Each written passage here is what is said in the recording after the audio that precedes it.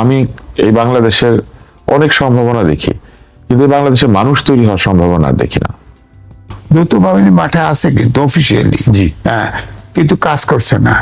কিন্তু আমি একটা উদাহরণ দেই, যদিও উদাহরণটা ভিন্নভাবে ব্যাখ্যা করবে। গোপালগঞ্জে তো একটা আর্মি ঠিকই অ্যাক্ট করেছে, অর্থাৎ চাইলে সরকার কাজ করাতে পারতো। আবার অনেকে বলছে না বক্তৃতার স্থলে ক্যান্টনমেন্ট উড়িয়ে দিবে, ব্যবস্থা নিছে। ক্যান্টনমেন্ট উড়িয়ে দেওয়া মানে রাষ্ট্রদ্রোহের অপরাধ। আপনি তার কোনো কথা বললেন না, চুপ হয়ে আছেন। আবার অনেক জায়গায় ভেঙে দিছে, গুড়িয়ে দিছে, কোনো সরকারের দিক থেকে ব্যবস্থা নেয় নাই। নির্বাচন কমিশনের আমরা দেখেছি যে গতকাল দুজন প্রার্থী নিরাপত্তার আবেদন জানিয়েছে লিখিতভাবে, তারা শঙ্কা বোধ করছেন নিজের জীবনের বিষয় নিয়ে। অস্ত্রের লাইসেন্স দেওয়া নিয়ে স্বরাষ্ট্র উপদেষ্টা কথা বলেছেন।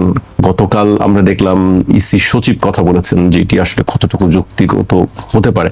আমরা যেখানে জানি যে তফসিল ঘোষণার পর বৈধ অস্ত্রের লাইসেন্স গুলো জমা নেওয়া হয়, সেখানে নতুন করে অস্ত্রের লাইসেন্স দেওয়া বা এই অস্ত্র কি আসলে মানুষের জন্য নিরাপত্তা দিতে পারে কিনা, সেই বিষয়টি আসলে কিভাবে দেখছেন? এই পুরো বিষয়টি খুব প্রশ্নবিদ্ধ। অস্ত্র কি আসলে মানুষকে নিরাপত্তা দিতে পারে কিনা? আসলে অস্ত্র মানুষকে নিরাপত্তা দেয় না। একটা নিরাপদ পরিবেশ অস্ত্রের প্রয়োজনীয়তাকে কমিয়ে আনে। ব্যক্তিগত অস্ত্র বলেন অথবা নিরাপত্তাজনিত অস্ত্র বলেন, এটা কোথায় দরকার হয়? একটা বিপদ সংকুল পরিবেশে।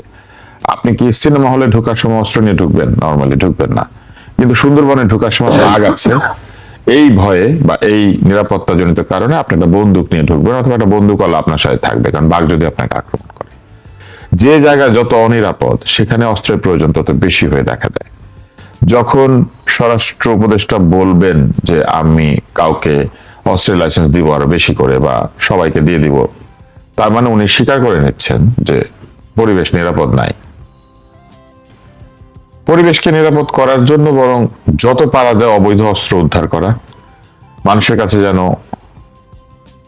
অনিয়মিত এবং অবৈধ অস্ত্র না থাকে সেটা নিশ্চিত করা, বৈধ অস্ত্রের লাইসেন্স দেওয়াকেও সীমিত করা। কেননা শুধুমাত্র পয়সা কিংবা ট্যাক্স দিয়ে আপনি অস্ত্রের লাইসেন্স পেয়ে যাবেন, এটা হতে পারে না।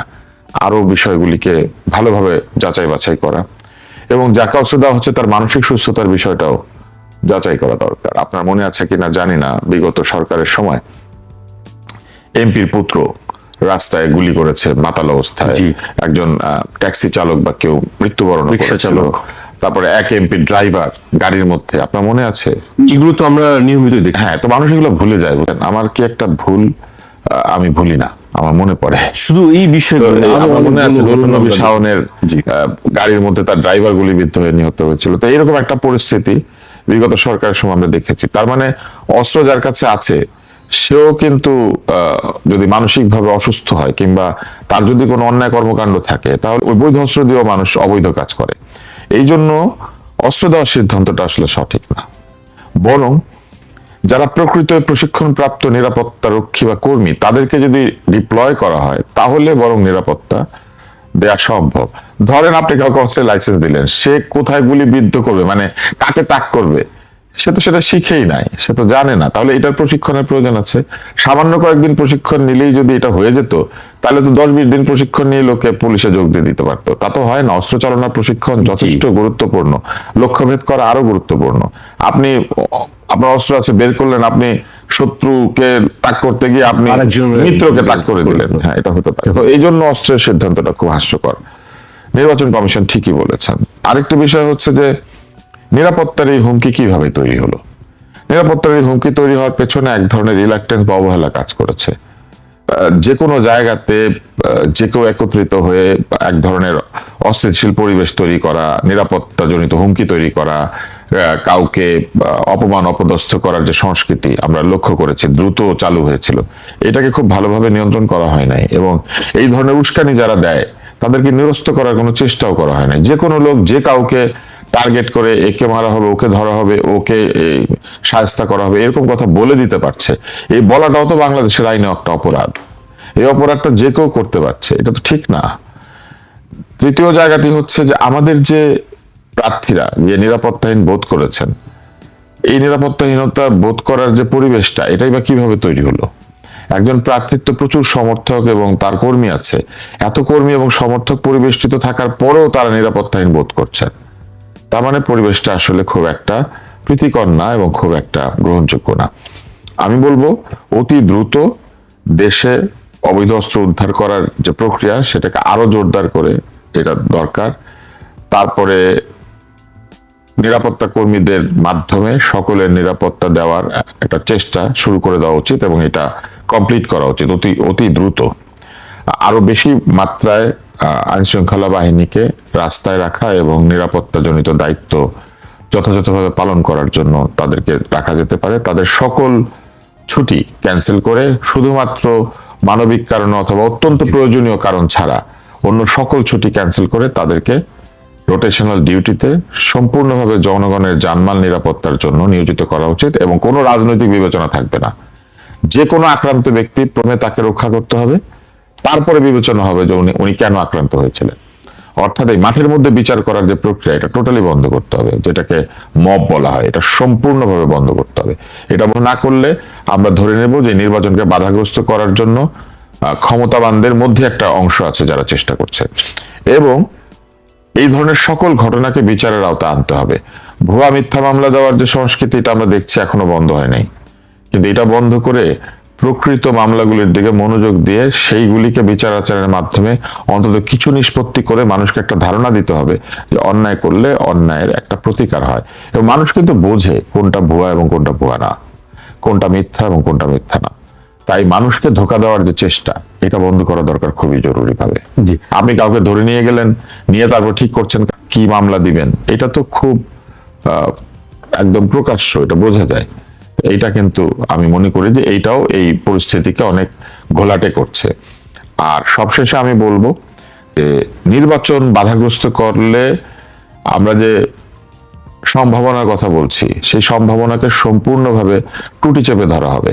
নির্বাচনই এখন একমাত্র উপায়, যে উপায়ের মধ্যে দিয়ে আমরা একটা গণতান্ত্রিক বৈষম্যহীন সুবিচারের সংস্কৃতি আছে এমন রাষ্ট্র তৈরি করতে পারবো।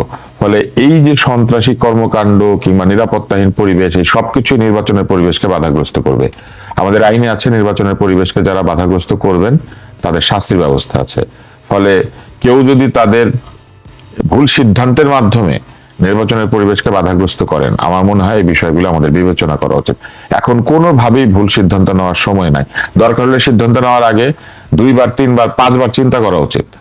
তারপরে অন্তত 90% সফল হওয়ার সম্ভাবনা আছে এমন সিদ্ধান্তগুলি নেওয়া উচিত। সব সিদ্ধান্তের প্রয়োজন নেই।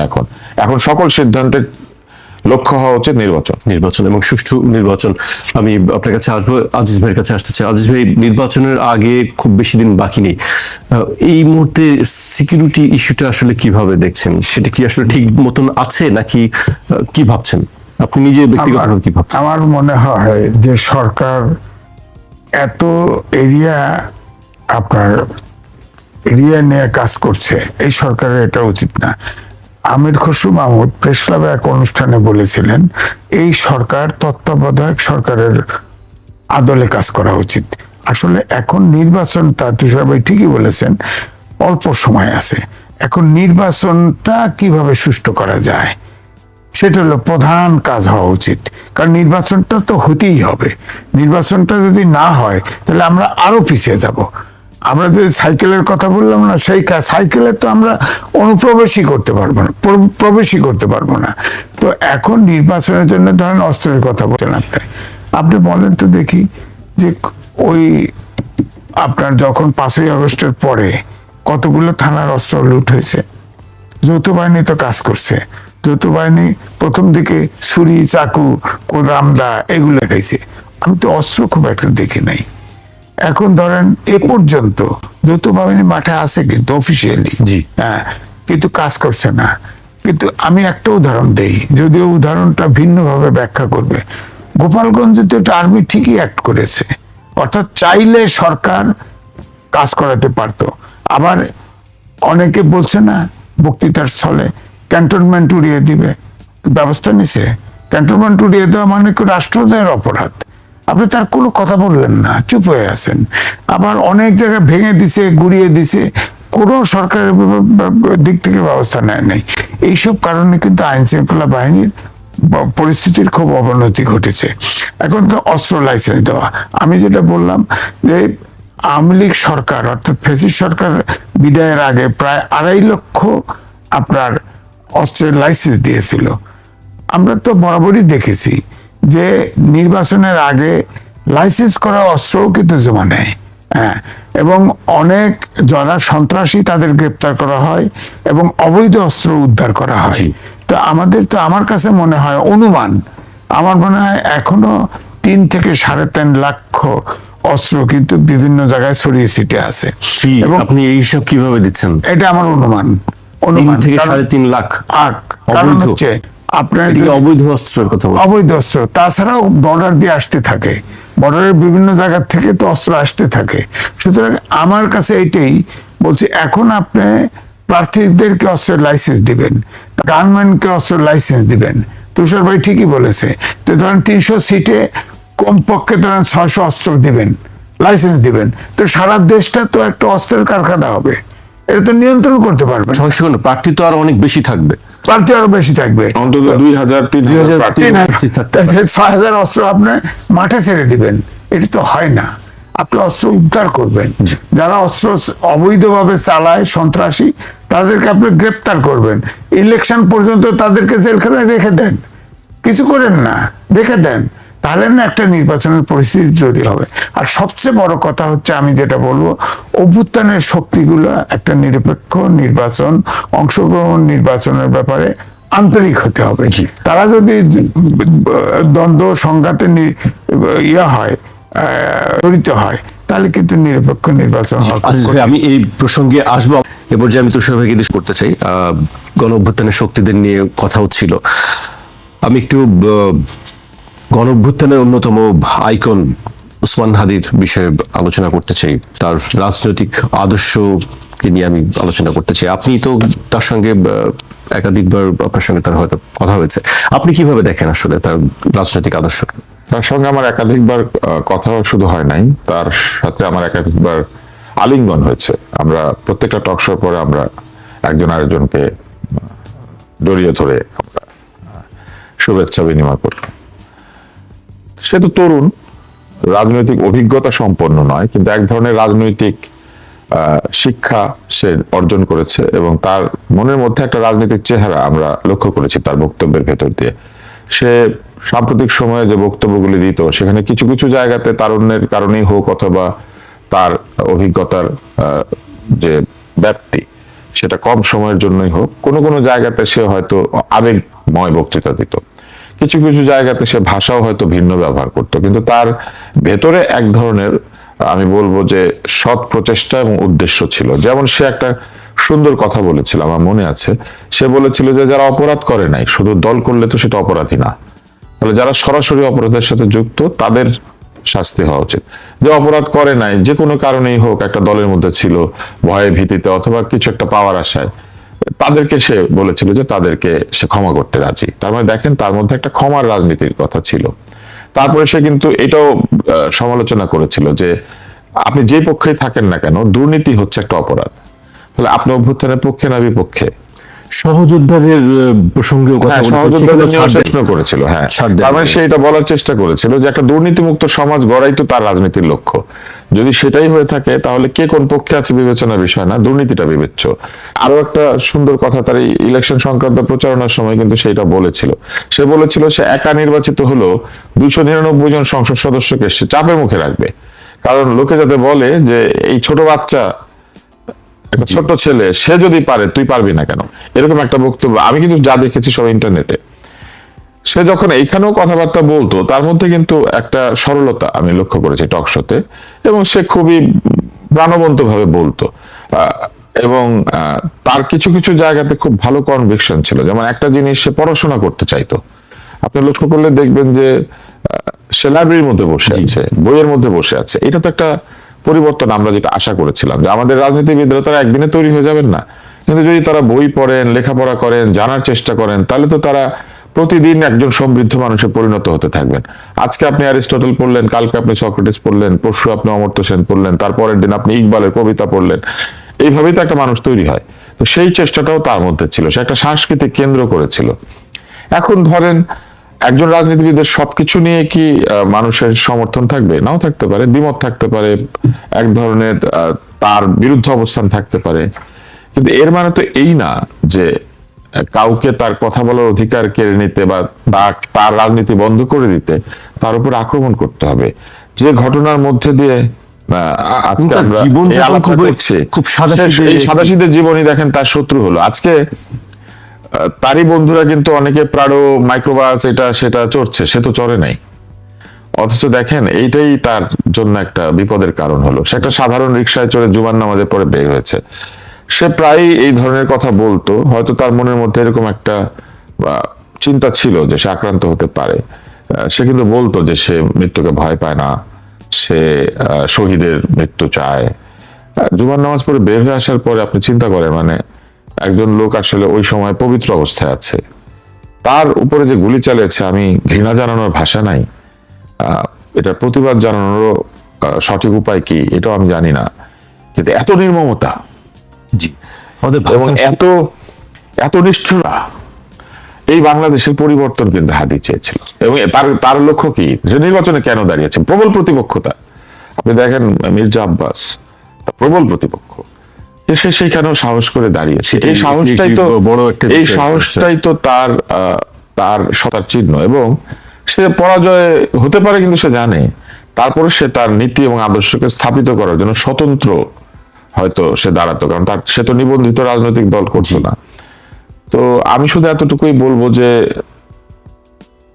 জীবন খুব ছোট, জীবন কিন্তু মূল্যবান, এবং প্রতিটি জীবন মূল্যবান। যার এত সম্ভাবনা, তাকে অঙ্কুরে বিনষ্ট করার যে প্রক্রিয়া, এই প্রক্রিয়া থেকে যদি বাংলাদেশ বের হয়ে আসতে না পারে, তাহলে আমি এই বাংলাদেশের অনেক সম্ভাবনা দেখি, কিন্তু এই বাংলাদেশের মানুষ তৈরি হওয়ার সম্ভাবনা আর দেখি না। দুঃখজনক, নিঃসন্দেহে। আজিজ ভাইয়ের কাছে আসতে চাই। আজিজ ভাই, আপনিও দেখেছেন তাকে বিভিন্ন জায়গায়, আপনি কিভাবে দেখেন আর কি?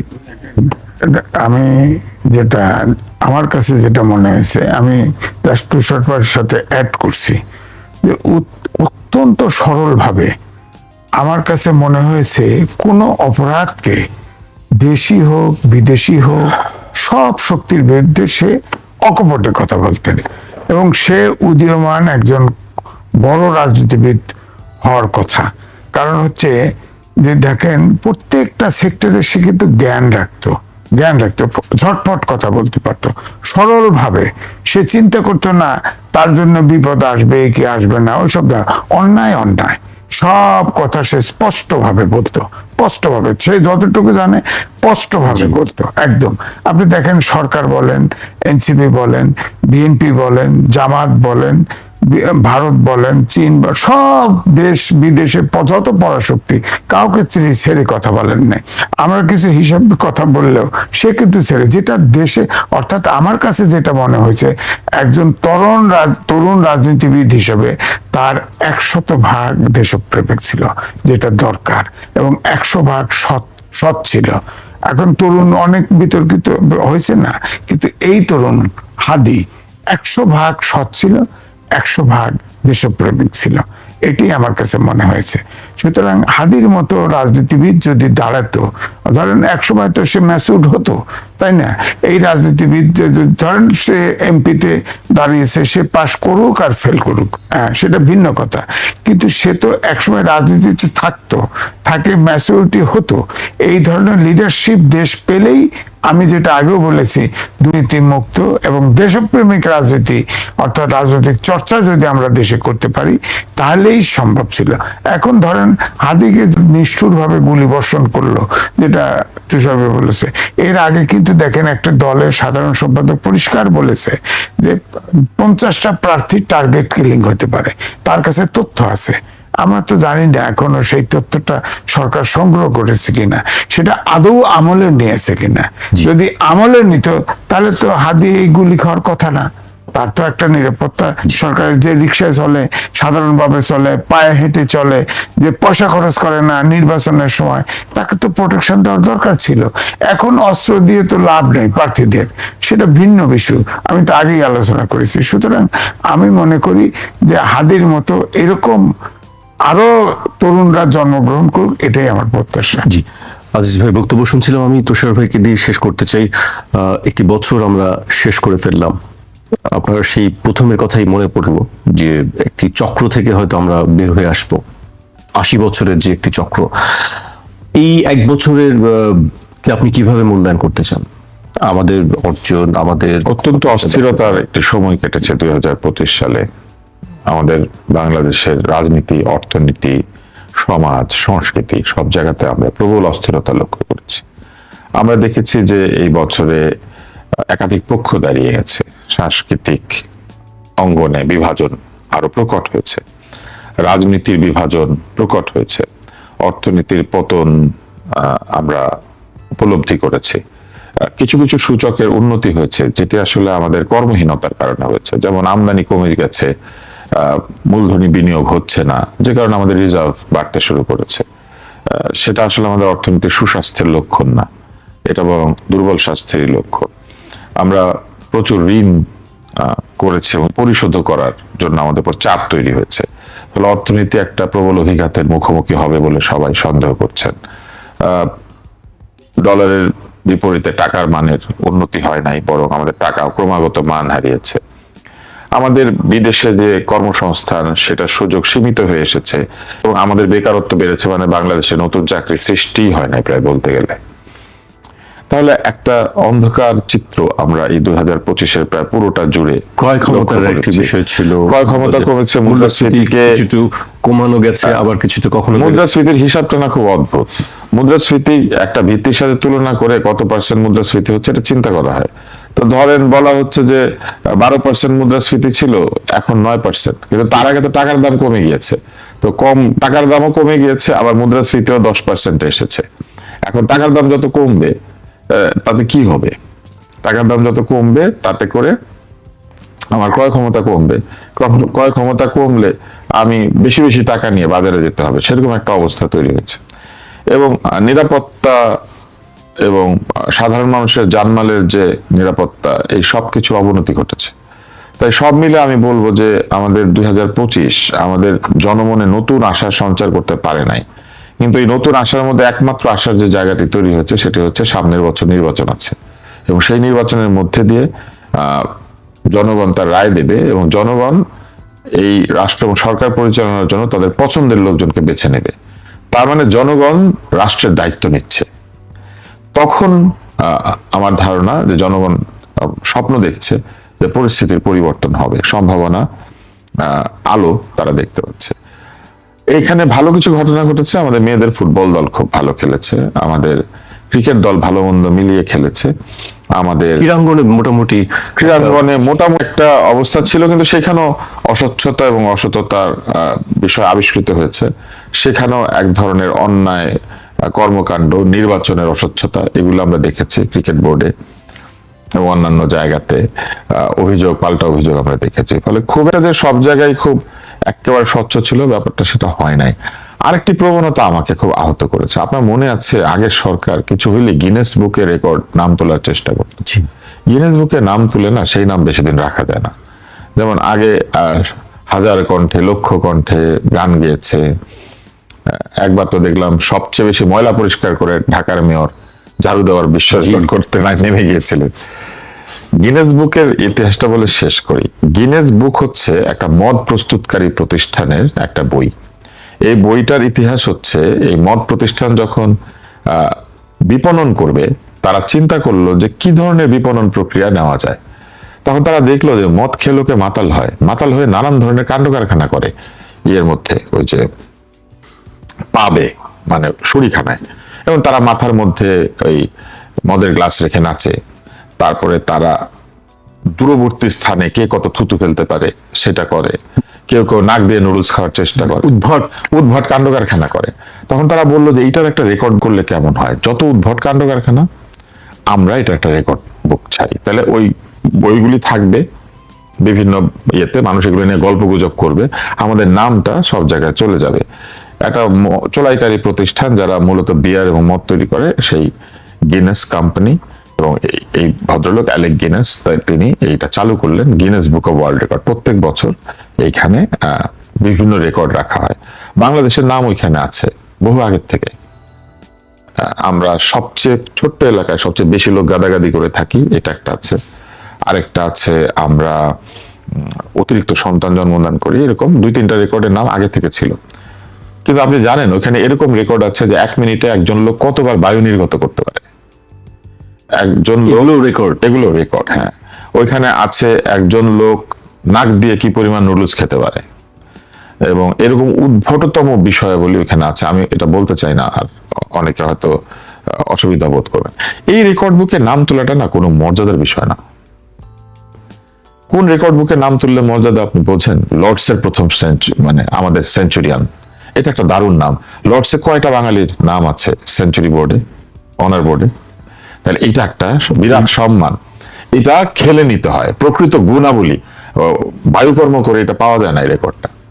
তারপরে এবং এটা ভাঙতে গেলে আরেকজন লোককে 10-20 বছর ক্রিকেট খেলা শিখতে হবে, সম্ভবত 2জন বাঙালির নাম আছে। 5000 লোক একসাথে মিলে ঝাড়ু দিলে একটা রেকর্ড হয়ে যায়, কিন্তু 5000 লোক ক্রিকেট খেললেও 5000-এর মধ্যে একজনও লর্ডসে খেলতেই পারবে এরকম সম্ভাবনা নাই। তার মানে এটা বিরাট অর্জন। এরকম ধরেন নোবেল পুরস্কারের তালিকায় একটা বাঙালির নাম, এটা একটা বিরাট অর্জন। এরকম মনে করেন প্রথম বাঙালি চাঁদে গিয়েছে, এটা একটা বিরাট অর্জন। আমরা সেই সব অর্জনে যোগ না দিয়ে হিমালয়ের সবচেয়ে দ্রুততম সময় আরোহণ করেছে, এটা একটা অর্জন। অর্থাৎ আমাদের শারীরিক, মানসিক এবং শিক্ষাগত যে শ্রেষ্ঠত্ব, সেটা যদি আমরা প্রমাণ করতে পারি, সেটা হচ্ছে একটা অর্জন। আর 10 লক্ষ লোক চলেন, আমরা এখনই যদি ঝাড়ু দিতে শুরু করি, কিংবা ধরেন এই মুহূর্তে আমি একটা গিনেস বুক রেকর্ড করতে পারি, মাথাটা নিচের দিকে দিয়ে পাটা উপরের দিকে দিয়ে আপনার সঙ্গে একটা টক শো করলাম, এবং বললাম পৃথিবীতে প্রথম একজন লোক মাথা নিচের দিকে দিয়ে পা উপরের দিকে দিয়ে টক শো করেছে। ফলে এই গিনেস বুকে নাম তোলার রাজনীতি থেকে আমাদেরকে বের হইতে হবে।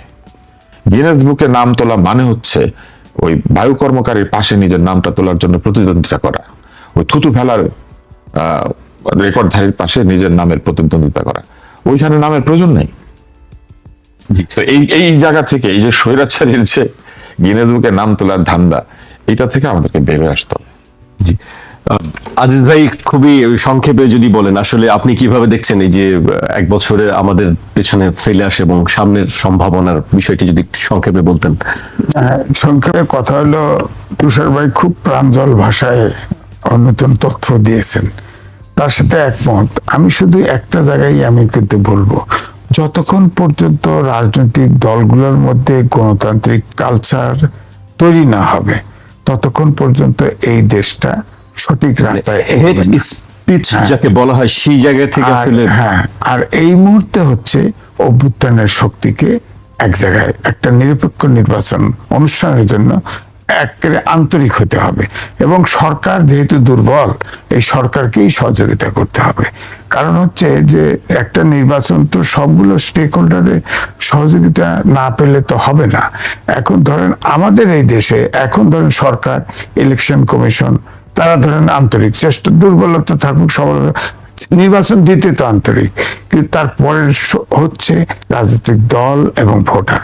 রাজনৈতিক দলগুলো তো মরিয়া, মানে সংসদে যাওয়ার জন্য মরিয়া, সুতরাং এই জায়গায় তারা যে কি ঘটনা ঘটাবে এটা তো জানি না। আমরা এটাই বলবো যে রাজনৈতিক যুদ্ধ নয়, রাজনৈতিক সহনশীলতাটা দরকার এখন, তাহলেই গণঅভ্যুত্থানের শক্তি। আওয়ামী লীগ নাই, এই যে দলগুলো আছে তারা তো অভ্যুত্থানের শক্তি, তারা অন্ততপক্ষে নির্বাচন তো সরকার একটা তৈরি করার জন্য জনগণকে নির্ভয় দেবে যাতে তারা ভোট দিতে পারে, এবং একটা নির্বাচিত সরকার ছাড়া এই মুহূর্তে আর কোনো বিকল্প আমাদের হাতে নাই। সম্পূর্ণ এক, কারণ গণঅভ্যুত্থানের সফলতা ওইখানে যে একটি গণতান্ত্রিক শাসন বাংলাদেশে এসেছে।